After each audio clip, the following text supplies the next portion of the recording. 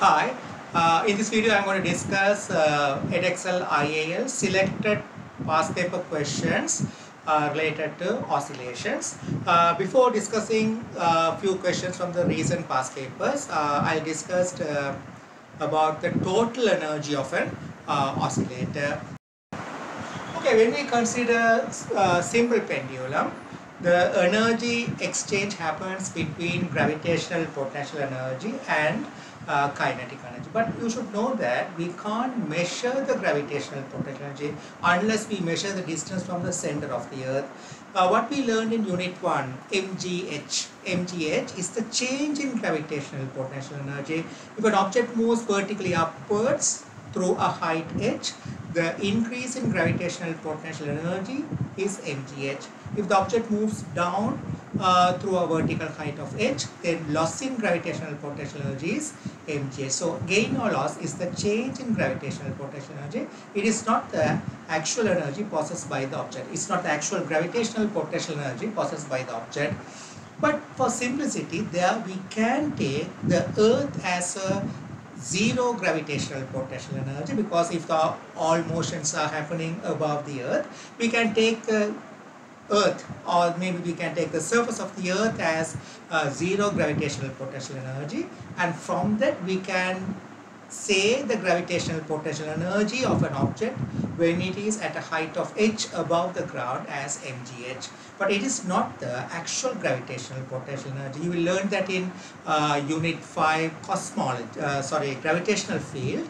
There the gravitational potential energy when object is at a distance from the center of the earth, if the earth is r, and when the object is on the surface of earth, the gravitational potential energy is given by gravitational potential minus gm. M is the mass of the earth, gm over r, into the mass that you are keeping. If you keep an object of mass m on the surface of earth, into m, that is the gravitational potential energy of an object when it is on the surface of earth. When an object is at a distance of say for example, when it is at a distance of symbol r from the surface of earth, if this distance is symbol r, then the gravitational potential energy of that object is minus gm. M is the capital M is the mass of the earth, gm over r plus r into m. That is the gravitational potential energy of that object of mass m. That's actual gravitational potential energy. But when we take the gravitational potential energy on the surface of earth is zero, if we assign it like that for simplicity, then we can say the gravitational potential energy of this one is mgr. mgr, we can say the gravitational potential energy of this mass. Okay, so when we for simplicity we do that. If the object is not going into the earth, we refer it as zero. Already it has gravitational potential energy on the surface of earth. So how much it's additionally getting, we take it as the gravitational potential energy of the object when we assign gravitational potential energy zero when it is on the surface of earth. But actual gravitational potential energy is given by this. You learned that in unit 5 gravitational field. Okay, so when we consider a simple pendulum also, the pendulum oscillates from the maximum position to vertical when it is at the vertical position. That's going to be the equilibrium position. The height is h. We can take the lowest position as gravitational potential energy equal to 0. We can take it like that, no problem. We can assign that value, the gravitational potential energy at the lowest point is 0. Then when it is at this position, if the height is vertically h, we can say the gravitational potential energy is mgh, and at the highest point the kinetic energy will be equal to 0. Same way, when it comes down, the gravitational potential energy will be taken as 0 and the kinetic energy will be maximum. The maximum kinetic energy is given by half m v max squared. And we know that V max equal A omega, everything I have done it already. I'll give the link of my lesson already what I did. So there I explained already those things, that the kinetic energy maximum is half m V max squared. Okay, so when we plot a graph for gravitational potential energy and kinetic energy for simple pendulum, we will get a graph like this with the displacement. Okay, so when we consider simple pendulum, This will be the shape of the graph. This indicates the gravitational potential energy. This gives the kinetic energy. And this is the total energy. So there we take the lowest position of the simple pendulum where the gravitational potential energy is 0. So how much could be the total energy? So you know that at equilibrium position, when the simple pendulum becomes vertical, we take the lowest position, gravitational potential energy 0. We know that at the equilibrium position, kinetic energy is the maximum. So since the kinetic energy is maximum, where the gravitational potential equals 0, kinetic energy is the maximum. So that's going to be the total energy, because the total energy is conserved when there is no external force like a drag force or anything. So throughout the motion, the total energy remains the same. So how much could be the total energy for a simple pendulum? That is going to be the maximum kinetic energy. So total energy, when we consider the equilibrium position where gravitational potential energy is 0, so total energy for simple pendulum is going to be half mv max squared. We know that all simple harmonic motions have a maximum speed v max equal a omega. So half m a omega all things squared, and we know omega equal 2 pi over t. So it's going to be half m a squared. Omega squared means 4 pi squared over t squared. But we know that t equal 2 pi square root of L over G is the equation that gives the period of oscillation of a simple pendulum. So 4 pi squared over t, so if you square both sides, you will get t squared equal 4 pi squared times L over G. So 4 pi squared over t squared, 4 pi squared over t squared equal G over L. So the total kinetic energy, that's the total energy, is going to be is equal to, substitute G over L for 4 pi squared over t squared, it will become half m is the mass of the bob, a squared times instead of 4 pi squared over t squared G over L. So that's going to be m G over 2L times a squared. That is total energy. M is constant for a given simple pendulum, G is constant, L is constant, A the amplitude. But amplitude also should be within the condition. I explained that in my lesson. I give the link for that. The angle should be smaller than 9 degrees, smaller angle only. We know this equation is valid, T equal 2 pi square root of L over G. But within that limit, when the angle becomes, when the amplitude becomes double, the total energy will become 4 times. That is the total energy, E total, directly proportional to A square. Normally they ask in the MCQ.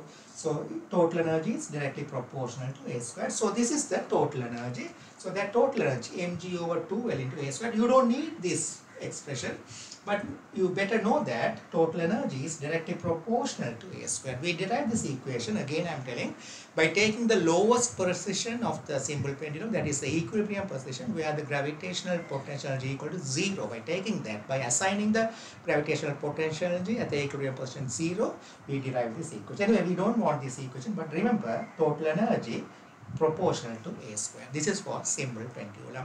Then I'll do now for spring mass system when it oscillates in horizontal direction. Then I'll do it for spring mass system when it oscillates in vertical direction. The graph will be exactly the same, nothing. So I am not erasing it. I'll keep the same graph. Okay, when we consider spring mass system that oscillates in horizontal plane, so there is no change in gravitational potential energy because it's oscillating in the same plane. So we can take the whole plane as gravitational potential energy equal to 0. So there the energy exchange happens between elastic potential energy and kinetic energy. When it is pulled through an amplitude A and released, at the moment it's released, the speed is 0, kinetic energy is 0. So at that moment, it possesses only the elastic potential energy. So in the elastic potential energy, so it's going to be half k A square. We learned that in unit 1, elastic potential, half K is spring constant into A squared. When it returned to the equilibrium position, you know, according to law of conservation of energy, whatever at the equilibrium position, there is no extension. So the elastic potential energy will become equal to 0 and total energy is conserved. So kinetic energy will be equal to half K A squared.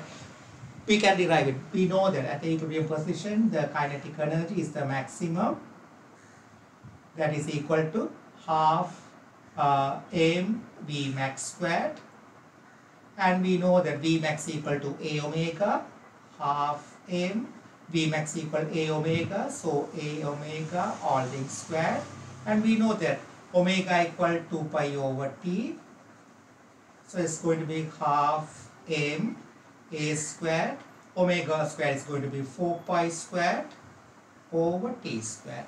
Also we know that the equation for spring T equal to pi square root of m over K. So 4 pi squared over T squared will be equal to K over m. So substitute K over m here, you will get half m A squared into, instead of 4 pi squared over T squared, you will get K over m. Again it will become half K A squared.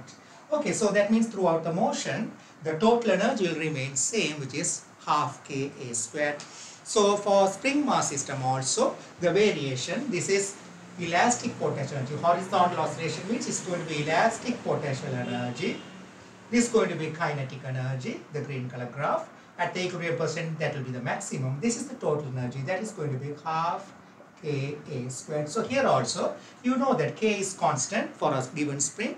When the amplitude becomes double, the total energy will become 4 times. That is, total energy is going to be half K A squared. That is total energy proportional to square of the amplitude. When the amplitude becomes double, total energy will become 4 times. When the amplitude becomes half, total energy becomes 1/4. That type of questions normally comes in the MCQ.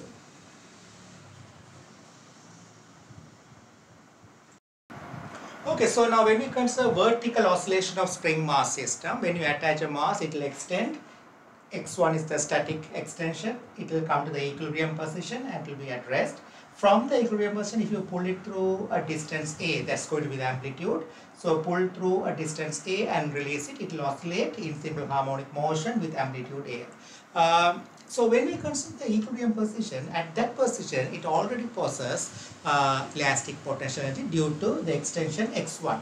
But here, that energy is already there. But what we say, the total energy of the oscillator, when we consider, we assign the elastic potential energy at the equilibrium position also 0, because we consider from the equilibrium position how much it's going to increase when it moves down, how much it's going to decrease when it moves up. So it's going to move down from the equilibrium position further, A is the amplitude, or it will move up further, or it will move up through amplitude A. So when it moves from the equilibrium position downwards through A, the elastic potential will increase. When it moves up also, it's going to decrease. So here when we consider the oscillator, oscillator means we don't consider the elastic potential already it possesses due to the static extension. We consider only the elastic potential energy due to the oscillation. So we take the elastic potential energy at the equilibrium position 0. Also, we refer the gravitational potential energy also at the equilibrium position 0. So both assigned as 0. So there the gravitational potential when it goes down will become negative, minus mGa. When it goes up to the maximum extreme position, we take plus mGa. Okay, so at the equilibrium position, what energy will it have totally? It will have only the kinetic energy, which is half m V max squared. So here also, when we consider half m V max squared, that is going to be half K A squared. The total energy here also, because at the equilibrium position, total energy at the equilibrium position is equal to half m V max squared, because we assign the elastic potential energy 0 at the equilibrium position. We assign gravitational potential energy also 0 at the equilibrium position. So half m Vmax square, as I derived earlier, Vmax we can put A omega and omega equal 2 pi over t, t equal 2 pi square root of m over k. When we substitute here also we will get half k a squared. So vertical spring oscillation also the graph will be the same. This is the elastic potential energy, kinetic energy, total energy half k a squared. So normally they ask when the spring is pulled further down or when the spring, the amplitude of oscillation becomes double, what will happen to the total energy? Here also the total energy directly proportional to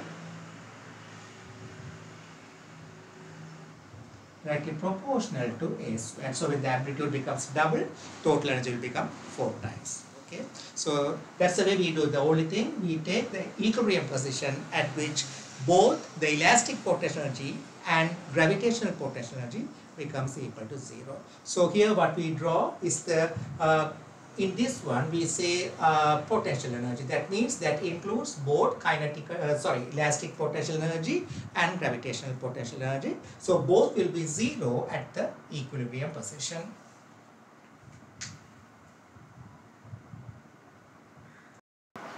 Okay, now we'll discuss few recent questions from the Edexcel IAL past paper.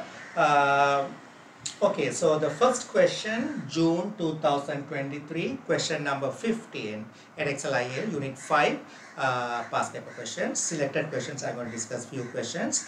Okay, the first question, June 2023, question number 15. Doctors can use ultrasound to monitor the heartbeat of a baby when it is developing inside the mother. A part, a baby's heart was beating at 142 beats per minute. The wall of the baby's heart was moving with maximum velocity of 22 millimeter per second. Calculate the maximum displacement in millimeter of the wall of the baby's heart. Assume that the motion of the wall of the baby's heart is simple harmonic. Okay, so here they are giving the number of beats, that means number of oscillations per minute. So by using that we can find either frequency, that means number of beats per second, that's the frequency, or number of the time taken for one beat, that's going to be the period of vibration. Either one we can find it. So we know that Vmax equal, so A part, so we know that B is given by, it's given in your data sheet, minus A omega sine omega t, but minus sign we use only for velocities, but here the question is about calculate the maximum displacement in millimeter. So and also they are giving the maximum velocity, but the direction is not given, so we can take it as a maximum speed. The direction is not specified. We know it's towards the equilibrium position, so minus sign we don't need when we do the calculation. So V equal general equation A omega sine omega t is given in your data sheet. And we know that maximum value of sine omega, the maximum value of sine is 1, sine theta maximum is 1. So Vmax occurs when sine becomes 1, means Vmax equal A omega. So from this we can say Vmax equal A omega, that occurs at the equilibrium position. We know that when there is no displacement, that's called equilibrium position. So we need to find the Vmax, but omega equal, we know that 2 pi f or 2 pi over t, we can use it. Okay, we'll find the Vmax. Amplitude is the question. I calculate the maximum displacement, means that's the amplitude is the question. So we can say Vmax equal A omega, that means 2 pi f. Okay, we know all. Vmax is given in millimeter per second, so that is 22 millimeter per second. A is the question, they asked to find it in millimeters, so I'll keep the speed in millimeter. A into 2 pi frequency, so that means they are saying 142 beats per minute, so per second how much, that's going to be frequency. So divide 142 by 60, that will be the frequency, 142 over 60. So solve it, from that find the A, you will get 1.48 millimeter. That's the maximum displacement in millimeters. Okay, B part. The motion of the wall of the baby's heart only approximates to simple harmonic. State what is meant by simple harmonic motion. So it's a very common question, appears almost every year. What is simple harmonic motion? So I'm not writing. I already explained that in my lesson related to simple harmonic motion. See the description, the link is given there. So what is the, sometimes they ask what are the conditions to have when motion wants to be simple harmonic, what are the conditions? Or they ask to state what is meant by simple harmonic. The answer is almost the same. What is simple harmonic motion? You can say an oscillation or motion. Either way you can say an oscillation in which acceleration is directly proportional to displacement and the direction of the acceleration always points towards the equilibrium position. If these two conditions are satisfied, that type of oscillation is called simple harmonic motion.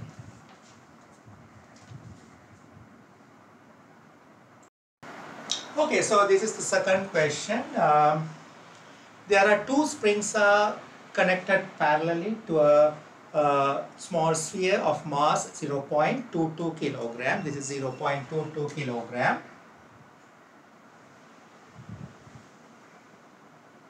Okay, so the question is, normally we do questions with one spring. So here two springs are attached parallelly. A student hands a mass of 0.22 kilogram from two identical springs as shown.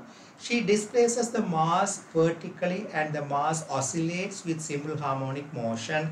The student measures the time t for the mass to complete 30 oscillations. She repeats this measurement. Her measurements are given in the table. So there's a table is given two different times, T1 and T2 for the 30 oscillations.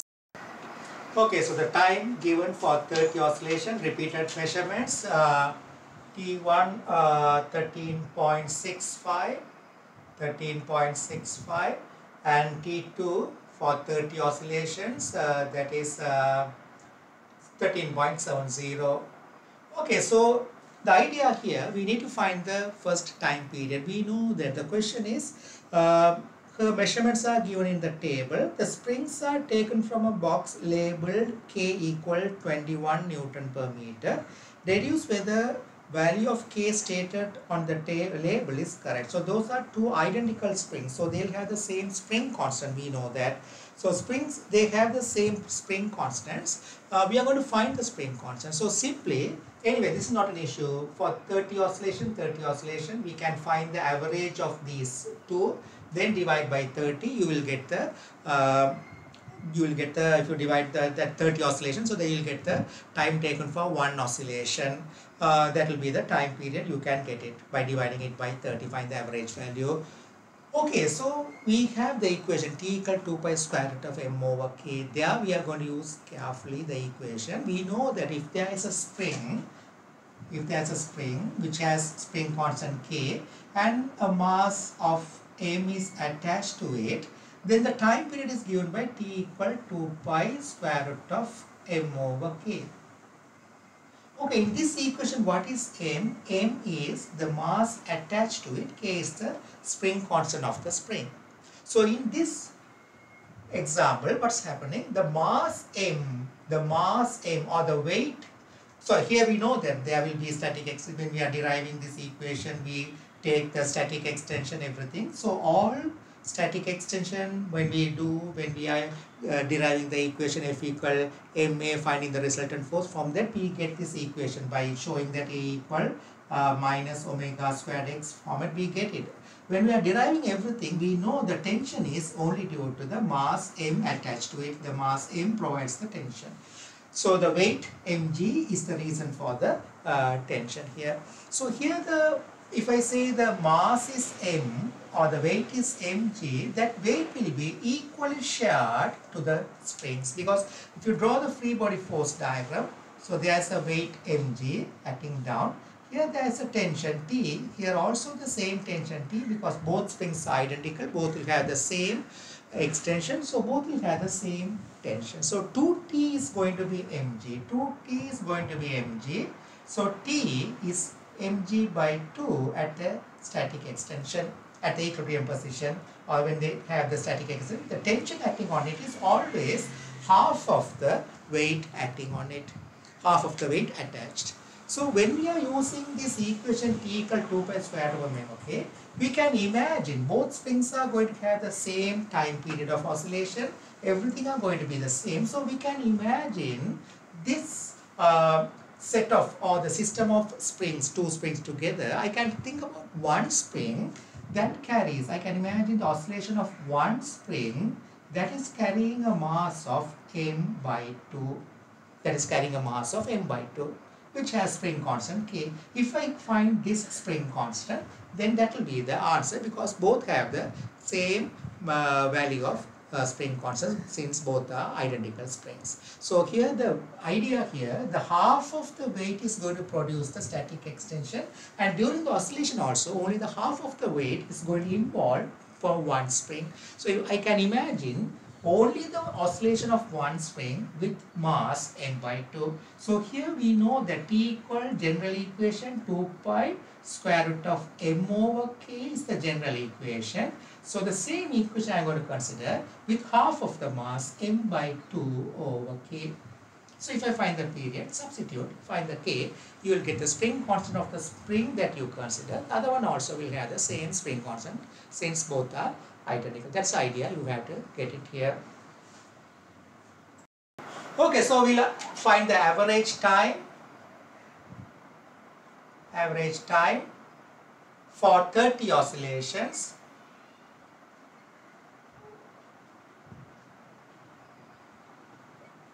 So we'll find the average time for 30 oscillations. So that will be 13.65 plus 13.70 by 2. So that will be equal to 13.68.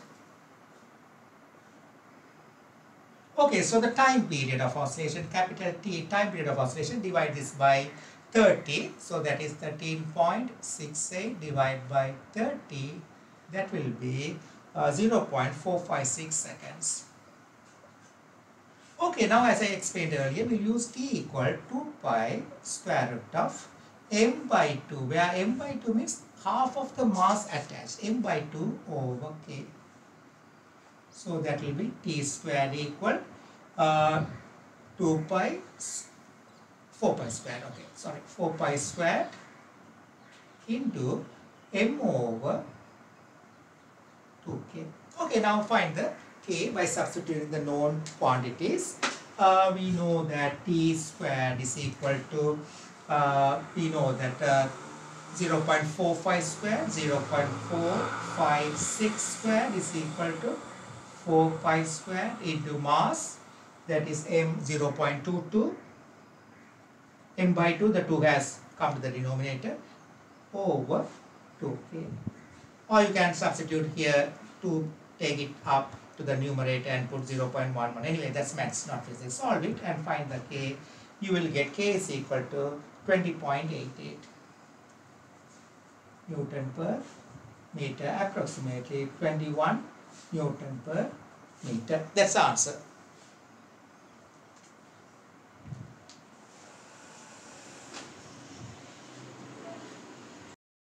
Okay, the same question, second question, June 2023, question number 19. B part, there's a diagram given. A spring carries a mass, a student is holding it, and he's oscillating the spring mass system by using his hand in vertical direction. The student makes the mass to, student attaches the mass to one spring and holds the other end. She sets the mass into oscillation by oscillating her hand vertically as shown. The student increases the frequency at which the oscillates her hand. She keeps the amplitude of oscillation of her hand always the same. So it oscillates, her hand is oscillated at the same amplitude. She observes that the amplitude of oscillation of the mass increases to a maximum and then decreases. So she is changing the frequency.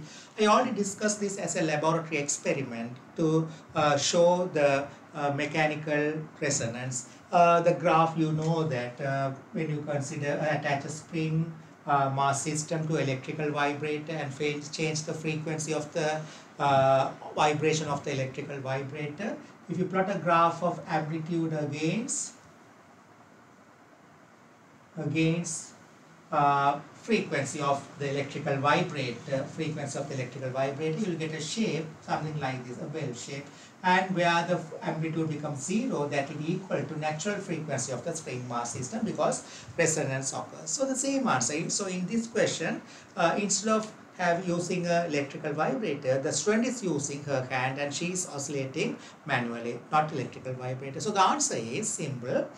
You can say when the frequency of the oscillation of her hand becomes equal to natural frequency of the spring mass system, due to resonance, maximum amount of energy will be transferred to the spring mass system and the spring mass system will oscillate with large amplitude.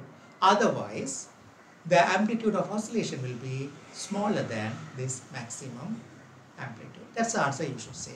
So again I am saying, I am not writing it, again I am telling, when the frequency of the oscillation of her hand becomes equal to natural frequency of the spring mass system, resonance will occur, and due to resonance, maximum amount of energy will be transferred to the spring mass system and amplitude will becomes the maximum. Otherwise, the amplitude of oscillation will be lower than this maximum amplitude. That's the answer you should get for the B part. This question, it's already I discussed in my lesson simple harmonic motion as a practical. Okay, so that is the first part of B part. I already gave the answer, I didn't write it, but anyway, that's a normal standard theory. Second part, the student makes the following conclusion: as the frequency is increased, the amplitude of the mass increases to a maximum. So that means when the frequency is increased from the lowest, yes, amplitude increases, right? So the energy conservation does not apply to this situation. Explain whether her conclusion is correct. Okay, careful here. So when you are increasing the frequency from lowest to the natural frequency of the spring mass system, you can see the amplitude is increasing. So the energy of the spring mass system, total energy of the spring mass system, just now I explained when I start this lesson, the total energy directly proportional to square of the amplitude. So the student says, since the amplitude increases, energy is not conserved. It's wrong actually. What is happening? Always the total energy is conserved. Always the total energy is conserved, and certain amount of energy is transferred to the spring mass system, and the balance will be dissipated to surrounding. Only during the frequency of the oscillation of the hand becomes equal to natural frequency of the spring mass system, maximum amount of energy is transferred and a less amount of energy is dissipated to surrounding. So her statement is wrong, that you should say. Again I am telling it. The total energy is always conserved, and always a certain amount of energy will be transferred to the spring mass system and the balance will be dissipated to the surrounding. When the frequency of the spring mass system, when the frequency of the oscillation of the hand becomes equal to natural frequency of the spring mass system, maximum amount of energy is transferred to the spring mass system and less amount of energy is dissipated to the surrounding. Otherwise, more energy will be dissipated to the surrounding and less amount of energy will be transferred to the spring mass system. So her statement is not correct. That's the answer you should write.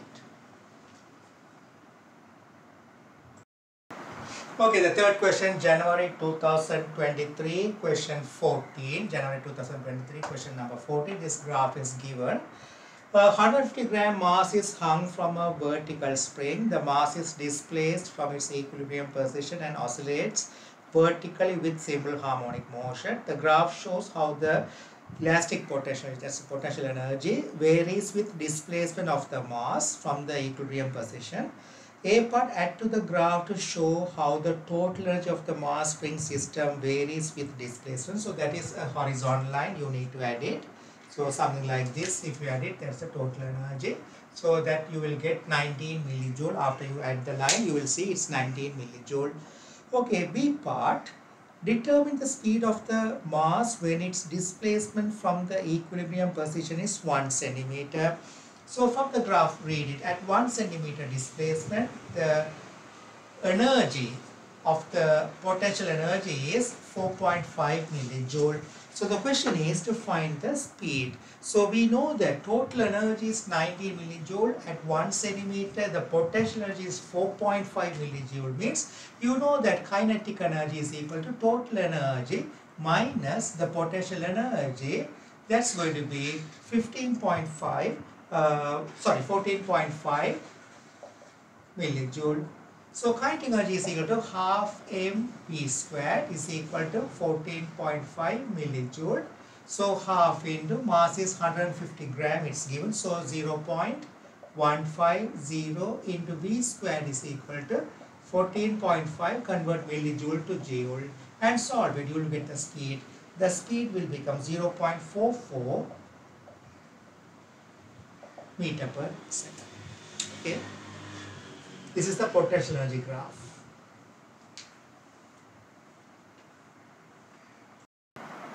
Okay, so January 2023, question 19, that is the question number 4. Okay, so it says the suspension system of a car is a set of springs that allows the body of the car to move vertically up and down relative to the wheels. A car is driven along a long straight road that has series of speed bumps. Speed bumps are raised parts in the road as shown. There's a photograph. So speed bump, all of you know that. When the car passes over it, the car will oscillate in vertical direction. At a particular speed of the car, resonance occurs. The amplitude of vibration of the car body on the suspension system becomes much larger. A part, explain why the amplitude of the vibration increases at a particular speed. That's the question. Okay, so we'll think like this. During resonance, anyway, resonance occurs during forced oscillation. That means a system is forced to oscillate according to frequency of another oscillator or vibrator is called forced oscillation. So always during forced oscillation, the driven system will oscillate at the frequency of the driver. Okay, and we know that resonance occurs when the frequency of the driver becomes equal to natural frequency of the driven system. But it actually gives how that happens, why that happens like that. But we can understand easily if we think in terms of energy transfer like this. For example, now when an oscillator oscillates at a particular period or particular frequency, it will have a imagine we neglect the drag force, so there is no damping.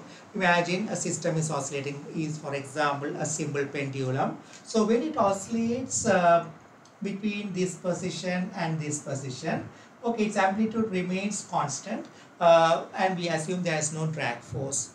But we can increase its amplitude by transferring more and more energy. That means I already told that the energy, the total energy, directly proportional to square of the amplitude. That means if I want to increase the amplitude, its total energy must be increased. How can I increase the total energy?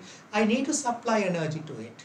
So the way, if the system is not at rest, it's oscillating. So when the system is in oscillation, we need to transfer energy to the system such that the energy transfer is more efficient. That means, what do you mean by more efficient? Imagine a simple pendulum, that's easy to take and analyze. A simple pendulum is oscillating. Okay, you give a first push. Imagine a simple pendulum is hanging at rest. Okay, you pull this to this position and you are leaving it. Okay, you are just pull it to it and you give a small push. Okay, like a swing, imagine like a simple pendulum, a swing. You push it, so it's moved from here to here, right? Now, then it will come back. So the time taken is one period. When it comes back, there will be a point, it will come to rest where the displacement is maximum. When it comes to that position, you give again another energy transfer. That means you push it again. You are pushing it again means you are transferring energy again. So that means when it comes to rest at this position, even if you don't push it, it will oscillate with the same early amplitude. Now you are giving additional energy by pushing it. That means now it's going to happen. What is going to happen? It's going to oscillate because it gained more energy because you have done work again. You have transferred energy again. So it will go to a larger amplitude. compared to earlier, now the amplitude will be larger. Then it will come back. When it comes back to its position where the amplitude becomes, sorry, the display, the velocity becomes 0, again transfer the energy. Again transfer the energy. So it's gaining energy again. So it will oscillate with further amplitude, further larger amplitude. So like that, here the important thing you should notice, the time interval at which you are transferring energy is equal to natural time period of oscillation of the swing, or natural time period of oscillation of the simple pendulum. That is, first you pull it, and first time you just gave a small push, it went from here to here. Then when it comes back, second time you are transferring energy. So it moved accepting your energy. That means you are transferring energy in a more efficient way, because it comes, and when it starts to move, you are pushing it in the same direction. So you are doing work on it in the same direction. You are accelerating again, giving additional force. So it's going to move with large amplitude. When it comes back, third time you are giving the energy. Like that, when you transfer energy, you are transferring energy at a time interval. The energy transfer happens at time interval that is equal to natural time period of the oscillation, means the amplitude will gradually increase. That's the basic idea to have resonance. Say for example, it's actually after you first time push it, okay, it came up to somewhere here, and when it comes to somewhere here, and it's coming back. Okay, so when it comes back from here, it can go up to the same amplitude this side, but before it reaches this one, you are pushing it when it's somewhere here. When it comes to this position, when you apply a force, it has velocity this way, because the velocity not yet reached 0 to the maximum displacement, still it's in motion towards left. When it comes here, you are giving a small push. What will happen? It might stop the oscillation. It will disturb the oscillation, because it's moving this way. You are giving push opposite. Sometimes the oscillation might be decelerate. So there the energy is not transferred efficiently. That means there won't be resonance. So to have a resonance, basic idea, the energy, the interval, the time interval of transfer of energy to the driven system should be equal to the natural time period of oscillation of the driven system. Then it will accept the energy in a more efficient way. Okay, so that's the basic idea to have resonance. So time period is equal to the time period of energy transfer is equal to natural time period of oscillation, means both sides if you take 1 over time. So frequency of the energy transfer, that means frequency of oscillation, you are transferring energy, that means your hand is oscillating, is it the frequency at which you are transferring energy must be equal to natural frequency of the driven system. That we say normally for resonance. We don't say in terms of time period, but when you think in terms of time period, you will be able to get it quickly. You can understand actually what happening, what's the reason for continuous increase in amplitude. Okay, in this question, what's happening? When you think about a car, the suspension system is there. So imagine, I'm not going to draw a car. Imagine the car something like a box that has springs, something like this, sorry, that consists of springs, something like this. Okay, so when the car passes over bumps, imagine these are the wheels. I enlarge something, a different diagram I'm drawing for you to understand. When the car passes over a bump, what's going to happen? The spring is going to be compressed. So when the spring is compressed, what will happen? There will be oscillation. The car will move down, or the spring will be compressed due to the weight. So it's going more, the spring will be compressed. So the spring will return to its natural length. There will be oscillation. Okay, so that means imagine the body has come to the lowest position and moving up, then it's coming back. Even if it is not passing to the next bump, it might have few oscillations and it could come to rest due to damping. But imagine when the car went up, it has a compression, so the spring the spring system, the absorption, the shock absorption systems are having one full oscillation, and when it comes to the lowest position anyway, even if you don't give another transfer of energy, it's going to oscillate. But when the system comes to the lowest position, if it passes through again another bump, again the energy is given another energy is given. That means the idea, the time period of transfer of energy, the energy is transferred to the suspension system whenever it passes through a bump. This is the bump. Whenever it passes through the bump, energy is transferred. So the time period of transfer of energy from the bump is equal to, should be equal to natural or time period of oscillation of the spring mass system, or the natural period of oscillation of the suspension system. Then energy will be transferred more efficiently effectively from the bumps to the spring mass system or to the suspension system. So the A part they are asking, the question is, at a particular speed of the car, resonance occurs. The amplitude of vibration of the car body on the suspension system becomes much larger. Explain why amplitude of vibration increases at a particular speed. So imagine the car is traveling at constant speed, and imagine the bumps are at equal intervals. I think it's mentioned there in the question.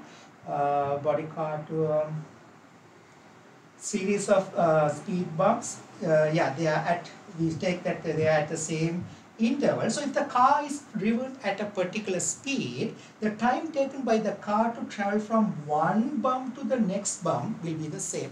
If that time period, that's the time period of transfer of energy. If that time period is equal to natural time period of oscillation of the suspension system, energy will be transferred more effectively. The energy will be transferred more effectively. So here the driver is the bumps. Bumps are the drivers. When the car, we can't say road is the driver. Road is not vibrating. So nothing is vibrating actually. When the car passes over the bump, it's forced to oscillate. So here the idea is the time period to travel from one bump to the other bump is equal to the natural time period of oscillation of the suspension system. Then the energy will be transferred to the suspension system more effectively. Then the amplitude of oscillation will increase. That's the answer you should write. Okay, what I explained, I wrote it like this. If you want, you can write in terms of frequency, but mark schemes, different mark schemes, they explain in terms of time period also. That gives a clear picture. In this forced oscillation, the time period of the driver is, driver means when we consider forced oscillation, there will be driver and the driven system. In this forced oscillation, the time period of the driver is the time interval between passing over two adjacent speed bumps. This time period depends on the speed of the cars, because speed equal distance over time, distance between the two adjacent bumps, speed equal distance over time. So time equal, just speed equal distance over time. So the time period of the driver, that is time period of the driver, is equal to distance over speed of the car.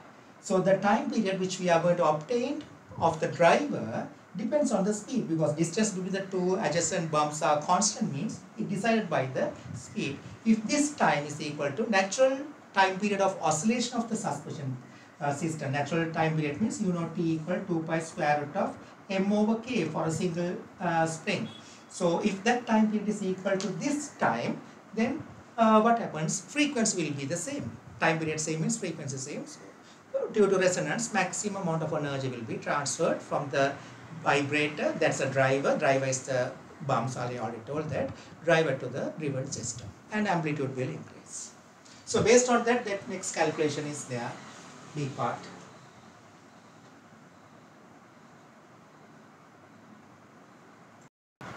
Okay, so now the B part. When a person of mass 65 kilograms steps into the car, the vertical height of the car above the road decreases by 2.5 centimeter. Resonance occurs when the speed bumps are spaced 25 meters apart. Calculate the speed the car is driven along the road. You should consider the car as a mass spring system or spring mass system. Mass of the empty car 1300 kilograms. So I already explained the idea here. Okay, so the distance between the adjacent bumps is 25 meters. So the car has to be driven at a particular speed to have a resonance. So the distance between the two adjacent bumps, something like this, adjacent bumps is 25 meters. This idea, 25 meters. So if the car is driven at a speed v, so the speed equal distance over time. So the time taken to pass over adjacent bumps, that's going to be the time period of energy transfer. So that's going to be t is going to be distance over speed. Okay, so after finding it, we can find the frequency at which energy is transferred. 1 over t, we can find it is the frequency at which energy transfer. So that frequency must be equal to natural frequency of the suspension system. Okay, we know the natural frequency of the spring mass system, F equal 1 over 2 pi square root of k over m. Okay, so that's the idea. We are going to equate and find the V. That's all. Okay, so here to find that, the spring constant is not given, but they are saying when the spring is kept, imagine this is the actual spring. When the mass is loaded, that means when the person gets in, his mass is 65 kilogram, it is compressed through 2.5 centimeters. So when you keep a mass on it, that means so when you keep a mass of 65 kilogram on it, that's actually the person, I draw the person like a block, 65 kilogram, the compression is, this is the compression, that is 2.5 centimeter. So we can use F equal K delta X, F equal K delta X, force is 65 kilogram, that is into 9.81, that's a force compressing the spring. That's a compressive force is equal to K into delta X, it's 2.5 centimeter. So 2.5 into 10 to the power minus 2. Find the spring constant of the suspension spring. You will get K will be equal to 25,506 Newton per meter. Okay. Now we can find the total mass. The mass is 1,300, including the driver, it's going to be 1,365. So that's the total mass attached to the spring. We can take it like that because they are asking to take the whole suspension system with the car as a spring mass system. So we'll find the frequency, the natural frequency of the spring mass system, natural frequency of the car suspension system, F equal 1 over 2 pi square root of K over M. So we'll find that one. So that will be 1 over 2 pi times, we can find the natural frequency, but we can find the time period also. Anyway, I'll find the natural frequency to avoid unwanted confusion. Then we'll find the time period of, natural time period of oscillation. So that is 1 over 2 pi square root of K, the spring constant is 25,560 over mass is, including the car and the driver, 1,365. Okay, you will get 0.688 hertz. That's a natural frequency of the spring mass system, right? So what is the natural period of oscillation? Natural period of oscillation, we don't use that word much, but we'll say the natural period of oscillation, that is going to be 1 over F. So if you substitute, that is 1 over 0.688, that will be 1.45 seconds. This is the time taken for one oscillation. So the energy from the bumps, whenever it passes over the bump, if the energy is transferred at this time interval, energy will be transferred, as I explained earlier about oscillation of a simple pendulum or swing. The same way, if the energy is transferred to the spring mass system or the suspension system at this time interval, the energy will be transferred more efficiently, so the amplitude will increase due to resonance. So for the car, the distance between the two bumps should be traveled during this time period. The time taken to travel from one bump to the next bump must be this much. So for the car, we will say, for the motion of the car,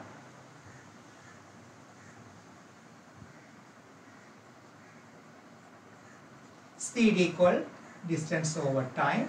So distance is 25 meters between the adjacent bumps. The time taken to travel from one bump to the next bump must be this much to have efficient transfer of energy, 1.45.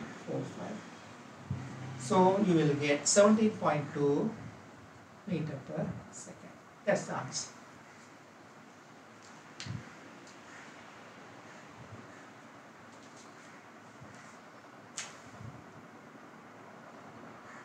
Okay, now C part of the same question. C part of the same question. I'll put the C here, but I'm not writing it.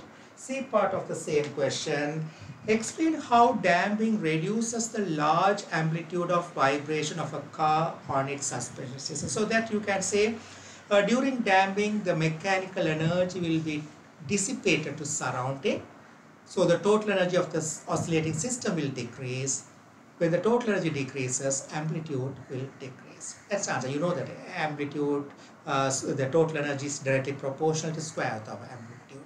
So we can say during damping, the total mechanical energy of the system will be gradually dissipated to surrounding, and when the energy is dissipated, the amplitude of oscillation will gradually decrease.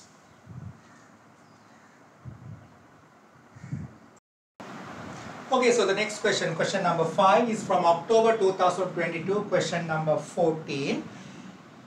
Due to the gravitational attraction of moon, the water level of the ocean rises and falls, producing tides. The Bay of Fundy in Canada has one of the highest tides in the world. The graph shows how the water level in one location in the Bay of Fundy varies with time over a 7-day period, and there's a graph given. You can see the graph. Looks like a little damping, doesn't matter. It's a periodic graph, like a sine or cosine function. Determine the period capital T of the water level in hours. Okay, so here when you are taking time period, take more than one period, more than one oscillation.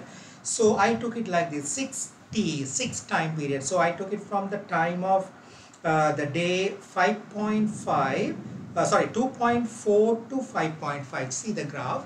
When you take the time day x-axis from 2.4 to 5.5, that shows 6 oscillations. So 6T A part, 6T is equal to 5.5 minus 2.4 days. I put days common anyway. So that means 5.5 day minus 2.4 day. Okay, it might give confusion the way I wrote.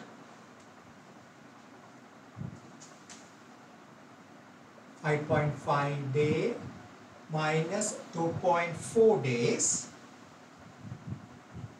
So that's going to be 3.1 days. So that will be in hours they are. So 3.1 into 24 hours is 60. So T is going to be, divide this by 6. So 3.1 into 24 over 6, that will be 12.4 hours. So that's the period of oscillation. Okay, now B part. Due to the shape of the Bay of Fundy, the natural period of oscillation of water in the bay is between 12 to 13 hours. Explain why unusually high tides are observed in the bay.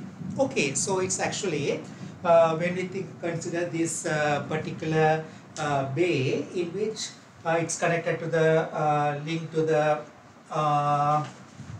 Atlantic Ocean. So the Atlantic Ocean, there will be tides. Okay, so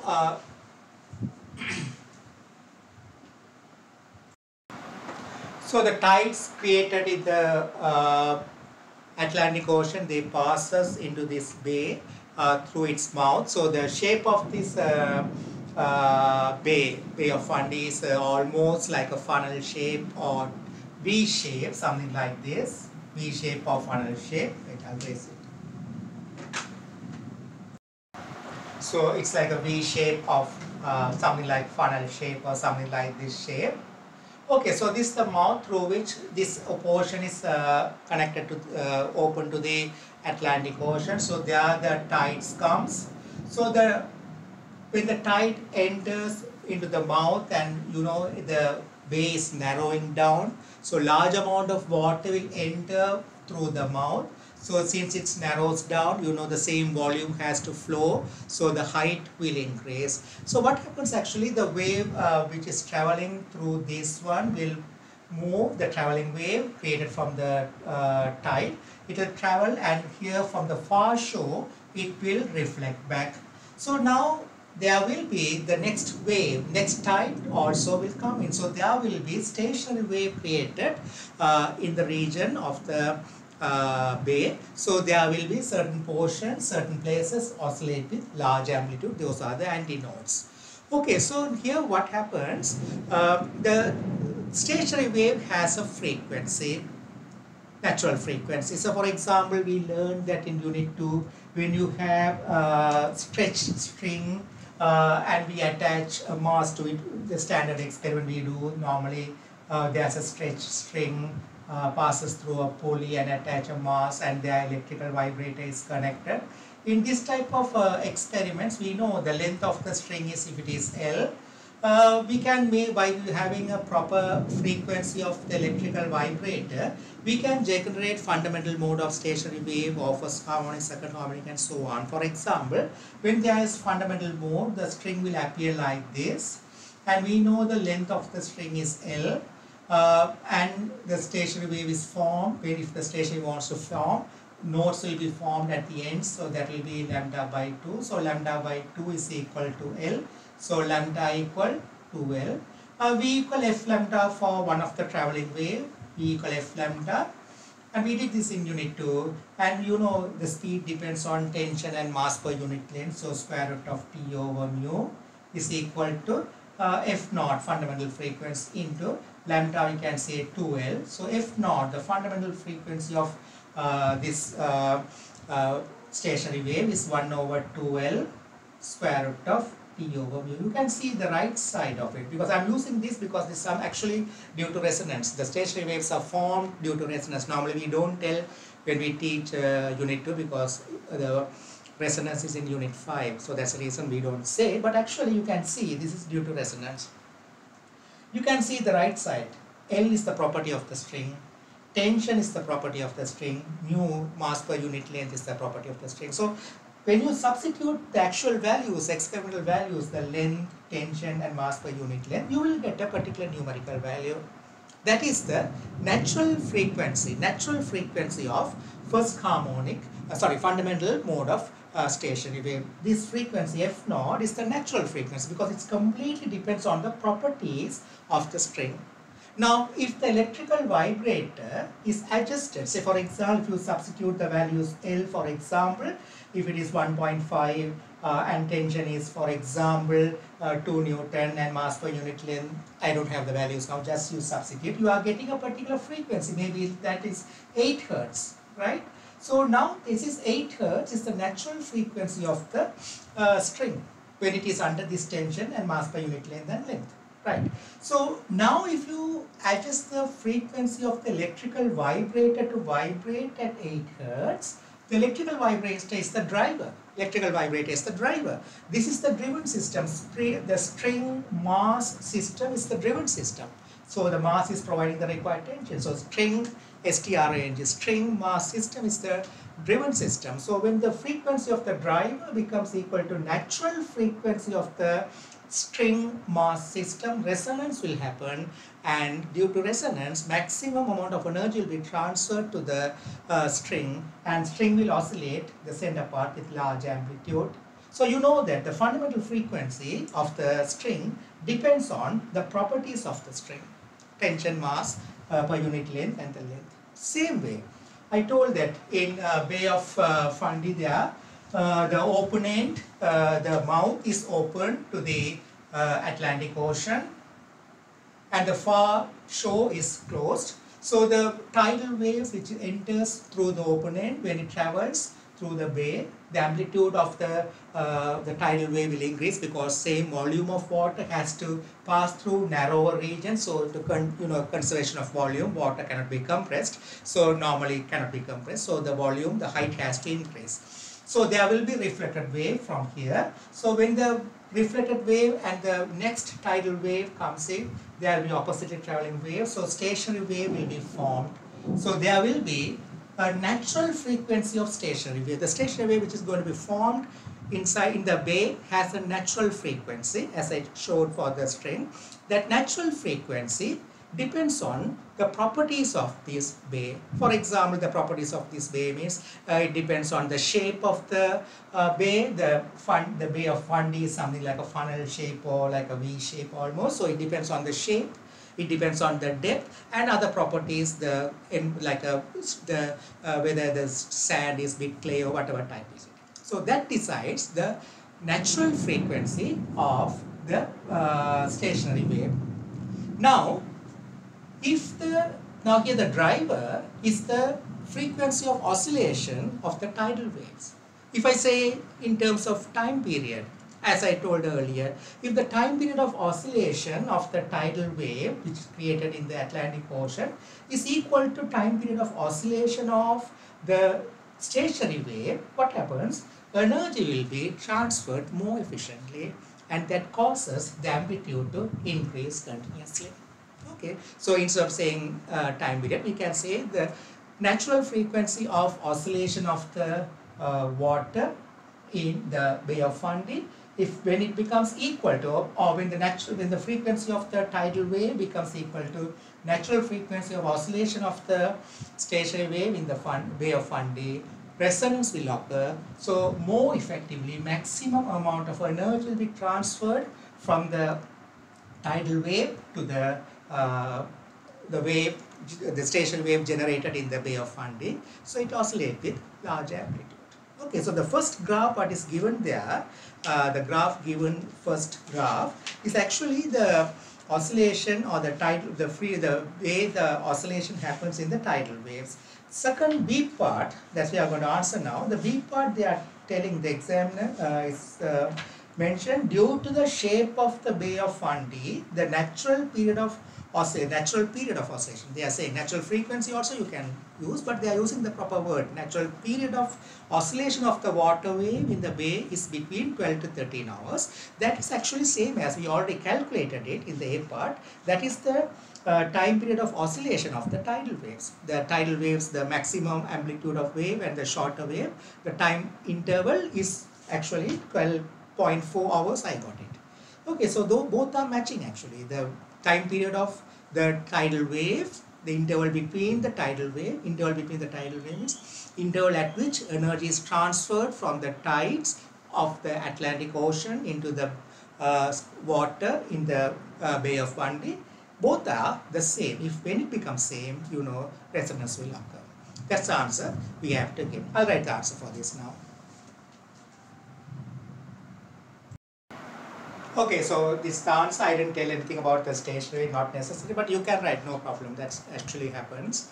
So period of the tide matches. That's a tide formed in the Atlantic Ocean. So we don't need those words, Atlantic Ocean, but that's the actual thing. Period of the tide matches with the natural period of oscillation of water in the bay. So Bay of Fundy, I just put bay. Therefore, maximum amount of energy will be transferred from the tides to the water in the bay. That's a resonance. And amplitude of oscillation will increase. That's the correct answer. Okay, so the next question number 6 from October 2022, question number 19. A can of spray paint needs to be shaken before being used. The diagram shows a machine designed to shake a can of spray paint. So there's a diagram given. The bracket oscillates vertically with simple harmonic motion. A part, state the conditions necessary for an object to move in simple harmonic motion. That question normally comes every year. So the condition necessary is acceleration must be directly proportional to displacement. First condition. Second condition, the direction of the acceleration should be always pointed towards the equilibrium position. That is the second condition. Okay, B part. When the bracket is oscillating, the distance between the highest and the lowest positions of the bracket is 8 centimeters. So highest and the lowest. So you know it's oscillating between these 2 points, means the equilibrium position will be at the mid of it. So this is 8 centimeter, means amplitude of oscillation will be half of it. That will be 4 centimeter. The bracket completes 270 oscillations per minute, so we can find the frequency or time period. Sketch a graph on the axis opposite to show how the velocity v of the bracket depends upon time. Your graph should include velocity and time values. Okay, we need to find the time period. So we know the time period, so we can find the time period is equal to 60 over 270, because 270 oscillations happens in 1 minute, so that's going to be 0.22 seconds. So we know the time period. It's going to be a sine shape, the velocity, we know that. And we need to find the maximum velocity. V max is equal, because we don't need to show all the velocities. The maximum velocity, if we show, that's enough. The maximum velocity V max equal to A omega, that is omega equal to 2 pi over T. So amplitude is 4 centimeter. So it's already marked the unit of velocity y-axis on the given axis, meter per second. So we have to convert this amplitude to meter. So that means amplitude 4 centimeter, half of 8. So that is half of 8, because it's oscillating between these 2 points. So those are the extreme positions. So the equilibrium position will be at the midpoint, means half of the 8 is the amplitude. So that is 0.04 into omega 2 pi over T is 0.22. So when you find the V max, you will get 1.13 meter per second. Okay, so you need to draw the graph. It should be sine or cosine shape, whatever it is, no problem. Seconds, figure in seconds. This is velocity, meter per second. The shape of the graph could be like this. So this is 0. This value you must mark 1.13. This value minus 1.13.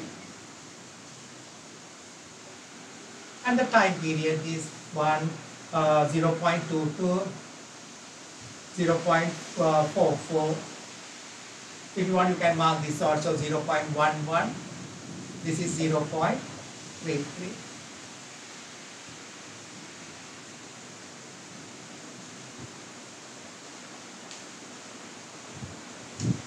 Okay, second part. Determine the maximum acceleration of the bracket. So it's not a big issue. Maximum acceleration means that is the B part second part. What I did is the B part first part, this one.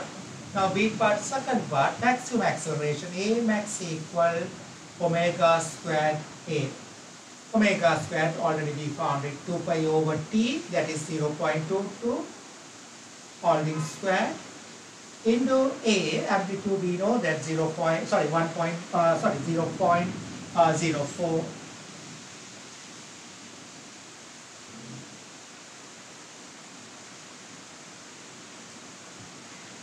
So you'll get 31.98 meter per second square, approximately 32 meter per second square.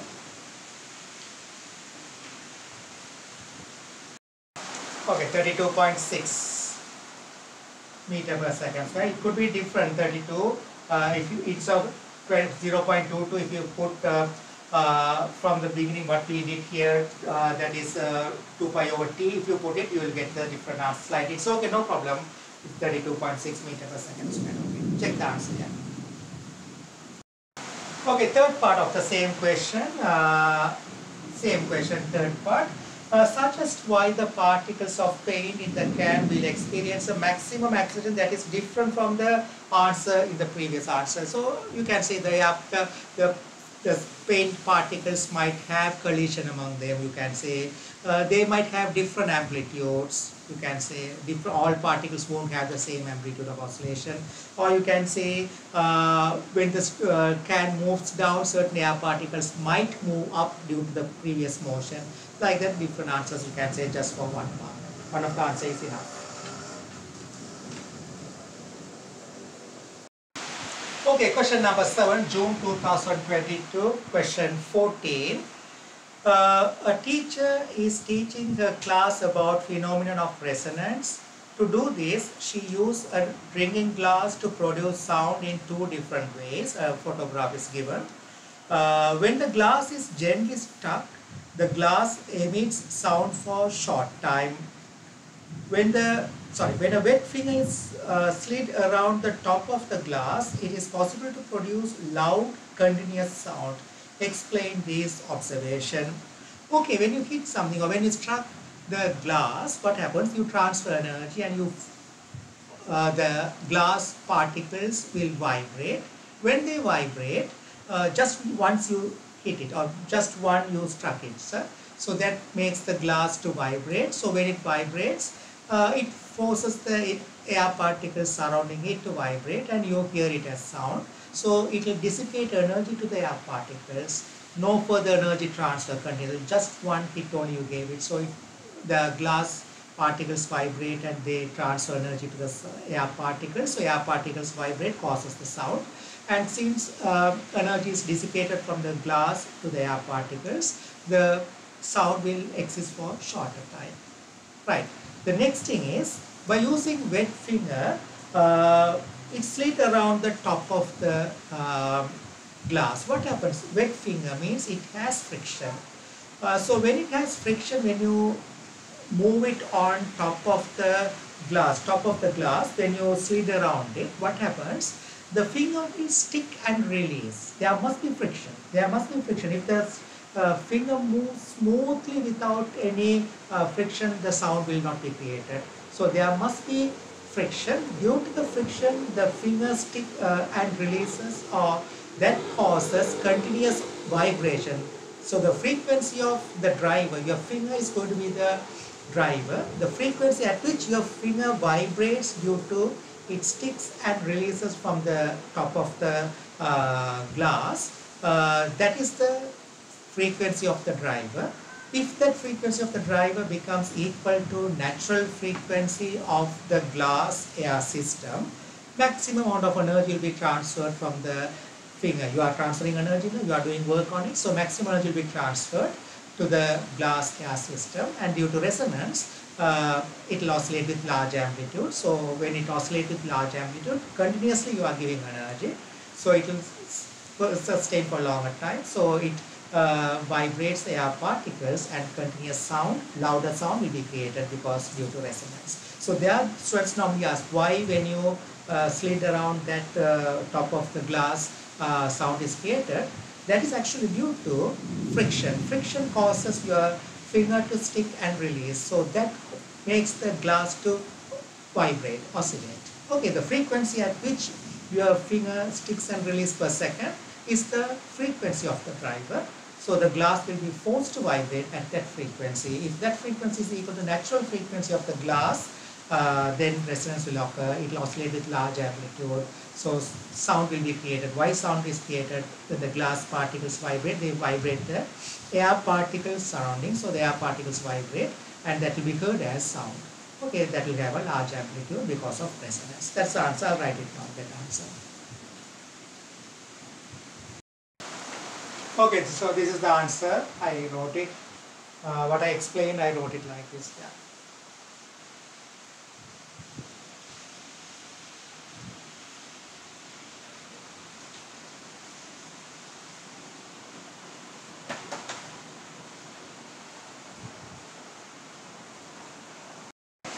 Okay, next question number 8, that is from June 2022, question number 17. A man is about to dive into the sea from high diving board. The board is horizontal before he walks to the end of the board. When the man stands on the end of the board, it bends as shown as a diagram given. By pushing on the board, the man displaces the end of the board a small distance downwards. The man and the board then oscillate with approximate simple harmonic motion. State the conditions. I already told that acceleration should be directly proportional to displacement, and always the direction of the acceleration should be towards the equilibrium position. That's the answer for the A part. B part, the man stands at the end of the board. The board is in equilibrium with end of the board, has a vertical displacement of 18 centimeter. Mass of the man is 75 kilogram. The board obeys Hooke's law as it deforms. B part, first part, show that the stiffness of the dialing board is about 4000 Newton per meter. So that's nothing. So when it stands means it's at equilibrium. So the force is mg is equal to k times delta x. We need to find the k. So mass of the man is 75 into 9.81 equal k into delta x is given which is 18 centimeters, so 0.18. So solve it, you'll find the k, that is B part, first part. K will be equal to 4087.5 Newton per meter, approximately 4000 Newton per meter.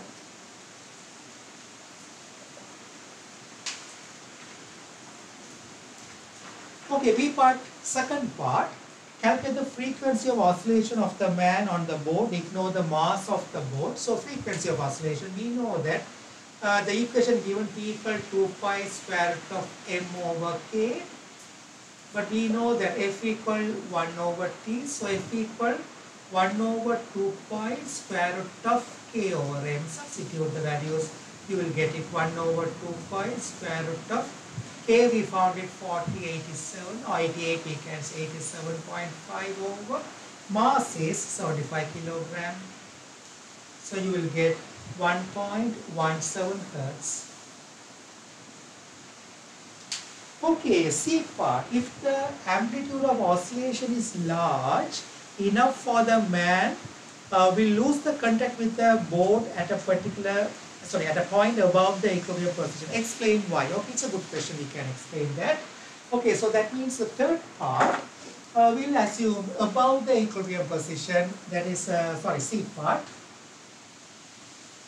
So if the man is, when it is at bend with something like this, it bends. So this is the equilibrium position. So if it is above the equilibrium position, something like this way, when it comes something like this way, above the equilibrium position, so man is standing here. When you think about the forces acting on the man, the weight is acting downwards, the contact force, normal reaction, upward direction. So the equilibrium position is this one, this is the equilibrium position O. So the resultant force must be towards the equilibrium position. So when he is at the highest position, X, so the resultant force F is equal to mg minus R is equal to ma.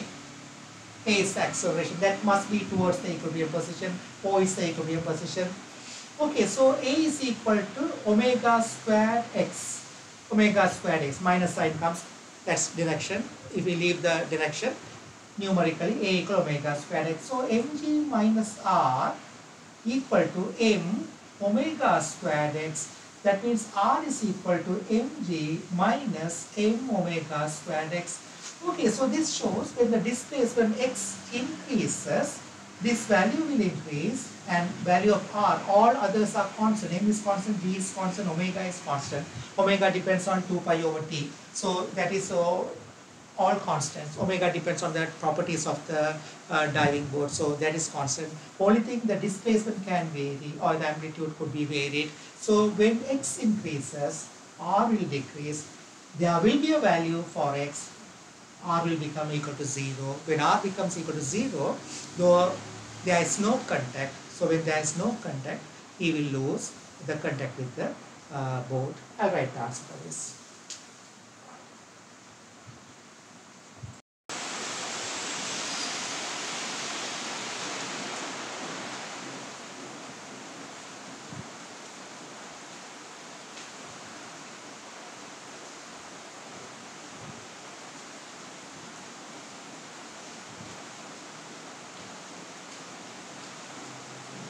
When x increases, R will decrease. So when x equal G, or substitute x equal G omega square, you will get mg minus mg, R will become equal to 0.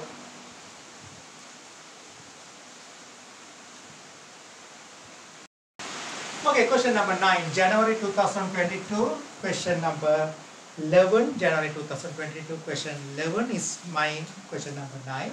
So this graph is given, a mass is hung from a spring and set into vertical oscillation by displacing the mass 5 cm from its equilibrium position. The graph shows how the acceleration A of the mass depends upon the displacement x of the mass from its equilibrium position. So why the shape of this graph is like this means, you know, A equal minus omega squared x. So this is in the form of y-axis, this minus sign, this is m, this is x. So y equal minus mx. If you find the gradient of this graph, that will be equal to omega squared y equal minus mx. So this is the amplitude, 5 is the amplitude, 5 centimeter. This is the maximum acceleration, 8 is the maximum acceleration. So the gradient will be equal to omega squared. So question is, sketch a graph on the axis below to show how the displacement x depends on the time t. So I need to draw sketch displacement time graph. No problem. I know the displacement amplitude, I know 5. The only thing I need to find the time period. So I had to show the value of time period. So for that I'm going to find the gradient. So gradient equal omega squared. That is going to be y2 minus y1, no, so minus omega squared gradient, that is 8, you can use that y2, 8 minus 0 over minus 5, sorry, 8 minus 0 minus 5 minus 0, so that is omega squared equal 5 by 6, that is, sorry, 8 by 5, that is omega equal 2 pi over t all things squared. From this find the t, you will get time period is equal to 4.97 seconds. 4.97 is the time period. Amplitude is 5 centimeter. Now I need to sketch the graph.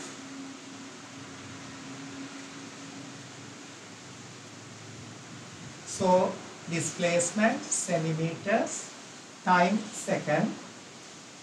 So it could be sine or cosine graph.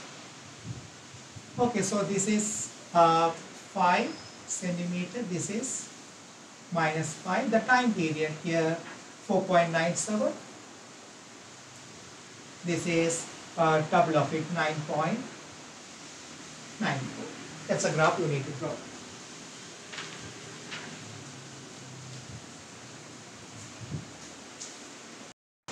Okay, question number 10, that is January 2022, question number 17 is the question number 10. A music system has number of loudspeakers. One loudspeaker produces the low frequency sounds. This loudspeaker consists of a coil connected to a cone. The coil is in a region of magnetic field produced by permanent magnet as shown. So there's a diagram given. So there's a permanent magnet. Around it there's a current carrying coil. The coil is connected to the cone. The loudspeaker has a cone that vibrates, which causes the air particles to vibrate. The cone is connected to the coils. Explain how an alternating current in the coil causes cone to oscillate with the frequency of alternating current. So frequency of alternating current. So there will be force acting on the current carrying wire of the coil, because according to Fleming's left hand rule, the current carrying wire, the coil, is in magnetic field of the permanent magnet. So according to Fleming's left hand rule, there will be a force acting on it. The direction of the current changes at the frequency of the AC signal. So when the direction of the current changes, the direction of the force also will change at the frequency of the AC signal. So that causes, explain how alternating current the coil causes cone to oscillate. So the force acting on the coil changes according to the frequency of the AC signal. So the coil is connected to the cone, so the cone will oscillate at the same frequency of the coil at which the coil is oscillating. I'll write the answer now. Okay, this is the answer for A part.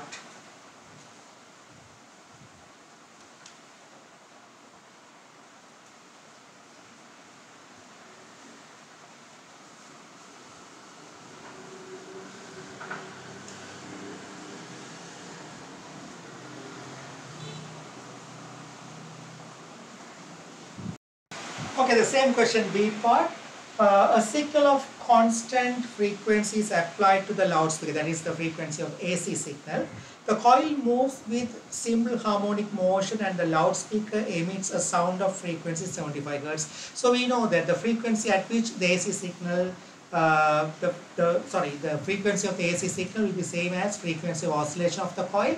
So coil is connected to the cone, so the cone will vibrate at the frequency of the AC signal. So when the cone vibrates at a particular frequency, the same frequency of sound will be created, so which is 75 Hz. When the loudspeaker is producing this sound, the coil moves through a maximum distance of 3.5 millimeters. So careful the word, this is not amplitude. Maximum distance means the opposite extreme positions, from maximum on left to maximum on right, like that. The extreme positions is 3.5 millimeters. So the amplitude, the equilibrium position will be exactly mid of that.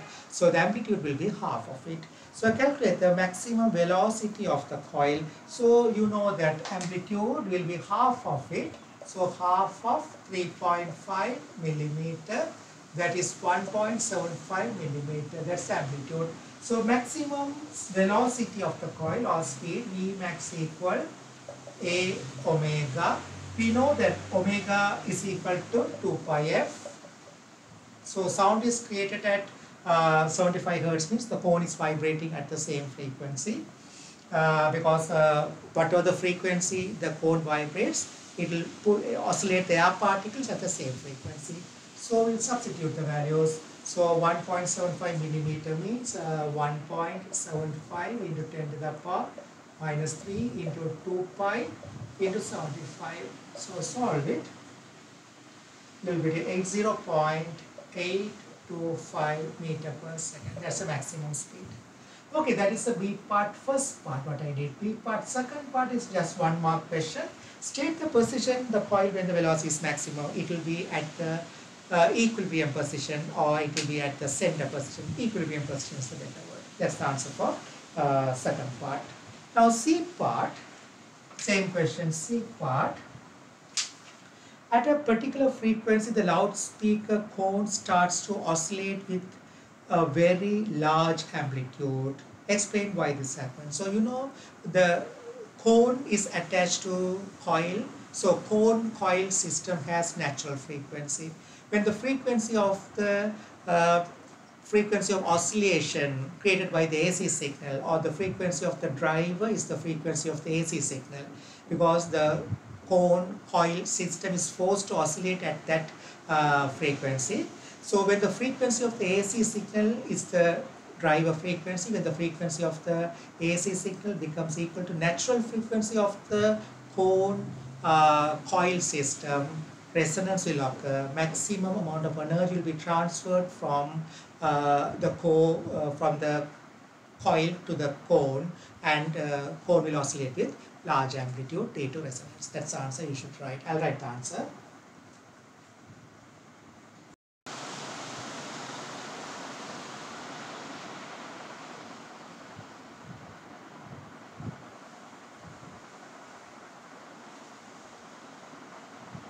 Cone or cone system, doesn't matter, it's okay. The cone and coil together, they are going to oscillate.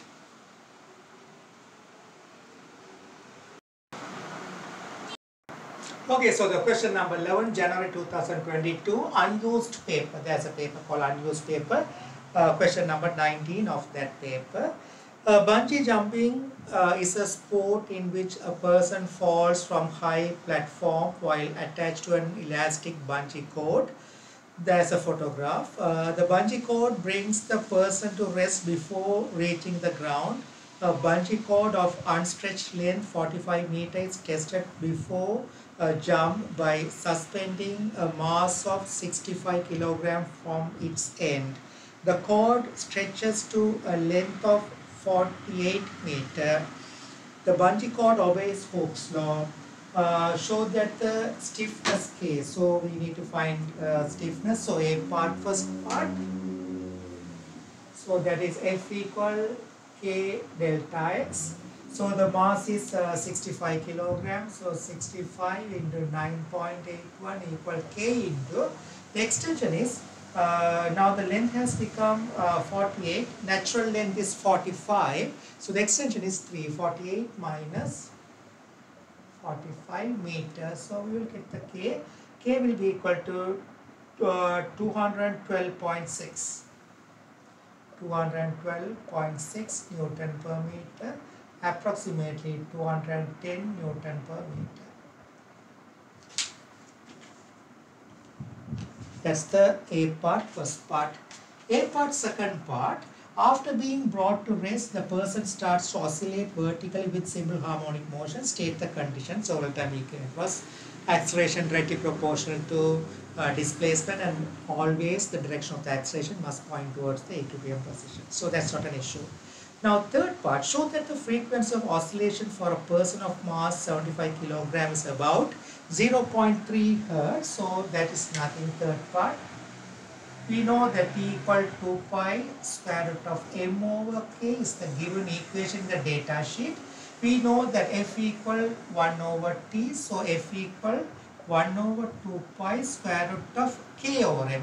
K is 212. They are giving K 210 over mass is 75.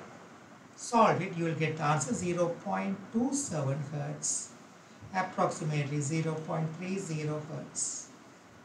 Right. At fourth part, at one stage the person is oscillating with an amplitude of 1.2 meter. Calculate the maximum acceleration, fourth part. So fourth part, maximum acceleration. V max equal A omega. We know that omega equal 2 pi f. Okay, substitute. So that is 2 pi f is 1.2 meter is given there, amplitude 1.2, omega 2 pi in the frequency we found it's 0.27 all in squared. So you will get 3.45 meter per second.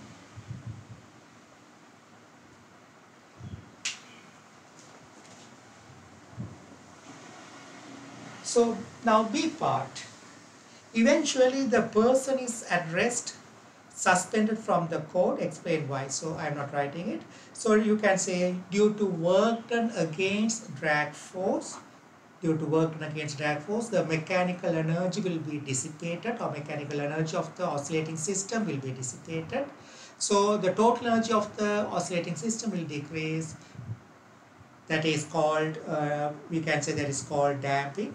And when the total energy decreases, amplitude of an oscillation will decrease. I already showed start of this lesson, amplitude squared is total energy is directly proportional to square of the amplitude. So first you can say due to work done against drag force, the total mechanical energy of the system will decrease and dissipated. Therefore, the amplitude of oscillation will decrease. Finally, when the amplitude becomes 0, we will come to rest. That also you can say.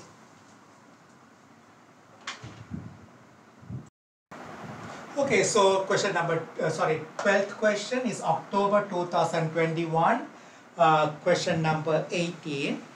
A website advertises a baby cup that can be hung from a spring. The grip can be set into vertical oscillation. The instructions for the grip state that the grip can support a maximum mass of 15 kg. When the grip supports a mass of 15 kg, the spring extends by 42.5 cm. Show that the stiffness. So it's a normal question. A part, first part. F equal K delta X.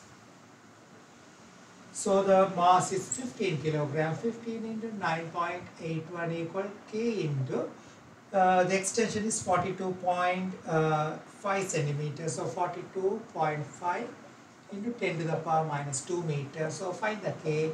That will be 346.2 Newton per meter, approximately 350 Newton per meter.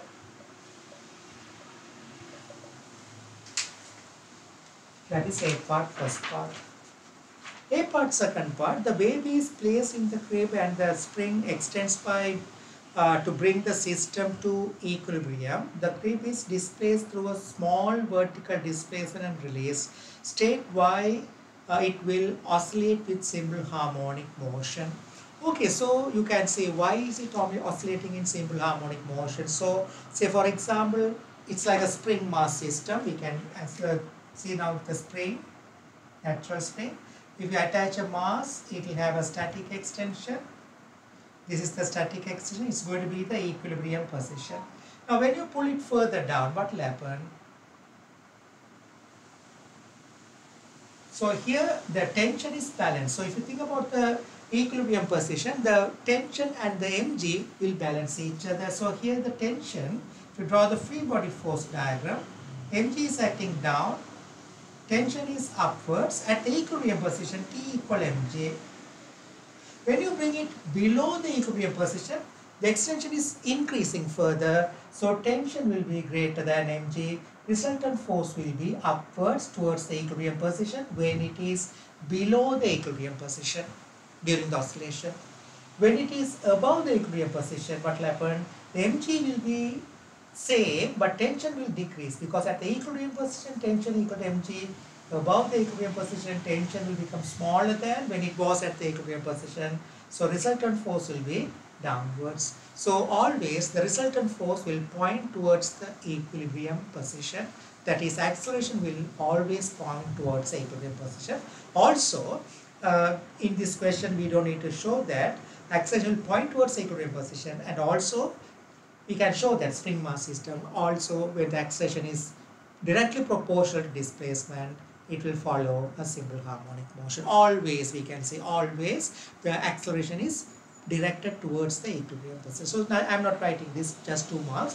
You can say always the direction of the acceleration is pointed towards the equilibrium position, and the acceleration is directly proportional to displacement always. It will show, it will oscillate in simple harmonic motion. That's the answer you should write. Okay, third part, the baby has a mass of 7.25 kilogram. Calculate the period of oscillation of the crib. Mass is given, stiffness is given. So just use the equation. They have to calculate the period of oscillation. So that is, this is third part, A part, third part. T equal 2 pi square root of m over k. That is 2 pi square root of mass is given as, the total mass we need to consider. Mass of the baby is 7.25, mass of the crib is 2.55. So the total mass 7.25 plus 2.55 over k, that is 350.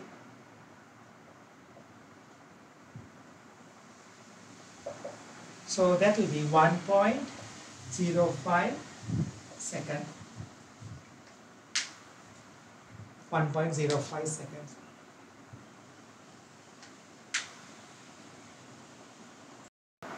Okay, the same question, October 2021, question number 18. Now B part, that's the last part of that question. The maximum mass that the spring can support before being damaged is 25 kilograms. So they are telling it in the start of the question. The instructions for the crib state that the crib can support a maximum mass of 15 kilogram, they are saying. But now here they are saying maximum mass that the spring can support before being damaged is 25 kilograms. So now they are telling more mass. Earlier they said 15 kilogram when it is oscillating, used for oscillation. But when it is at stationary, you can hang up to 25 kilogram. That means just hang it. When it is at rest, you can go up to 25 kilogram. Explain why the instructions state that the maximum mass is only 15 kilogram. Okay, now when something is in oscillation, you know, when something is at equilibrium position, at rest, the tension is equal to weight, T equal mg, you know that. When it is at equilibrium position, there will be a static extension, and we know that T equal mg, tension is equal to weight of the mass hang on it. But when it oscillates, for example, during the oscillation, when the mass goes below the equilibrium position, we know resultant force should be upwards. Acceleration should be towards the equilibrium position, upwards. Say for example, This is the natural length of the spring. When you attach a mass, as this is the static extension, this is going to be the equilibrium position. Now when you are pulling it further down and it has come to a position below the equilibrium position, at this stage the resultant force must be upward direction. So when you think about the forces acting on the mass, there will be weight mg and there is tension T upward direction. So when it is at below the equilibrium position, the resultant force must be upwards. Means the resultant force upwards is given by T minus mg is equal to ma, where a equal omega squared x, the minus sign not necessary, that's not direction, we know towards the equilibrium position, a equal omega squared x. So T is going to be T minus mg equal m, so a substitute omega squared x. So T will be mg plus m omega squared x. Okay, when it is at the equilibrium position, T is equal to mg. At the equilibrium position, T equal to mj. But when it is below the equilibrium position, the tension is going to be more than when it was at the equilibrium position because of this component m omega squared x. So, depending on the displacement or amplitude, the tension can become more than the weight. Even for example, imagine you are hanging 15 kilogram. Okay, you can go up to 25 kilogram, the question says. That is when it is at equilibrium. But when you hang 15 kilogram, right, 15 into 9.81, okay, you can go up to 25 if it is at rest. But when you are using 15 kilogram, why they are saying a value lower than 15 means this value plus something can exceed more than 25 into 9.81. 25 kilogram means 25 into 9.81. So if the amplitude becomes larger, so it will break. That's the reason when it is oscillating, the tension will be greater than when the system is at rest at the equilibrium position.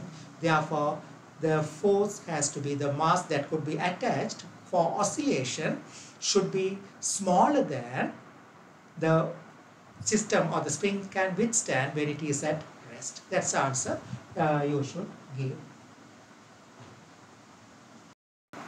Okay, just for 2 marks, this is enough. Yeah. Okay, so that's all. I'll discuss another topic later, something like topic wise. I'll try to do some other papers also later. Okay, right. Bye.